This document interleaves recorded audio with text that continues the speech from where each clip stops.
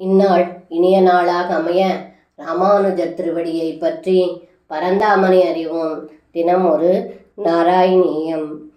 வாதாத்மகம் தனுஜமேவ மயி பிரதூன்வன் வாதோத்பவான் மம கதான் கிமுனோதுனோஷி கிம் வா கரோமி புனரப்ய நிலாலயேச நிச்சேஷரோகசமனம் முகுரத்தயே துவாம்.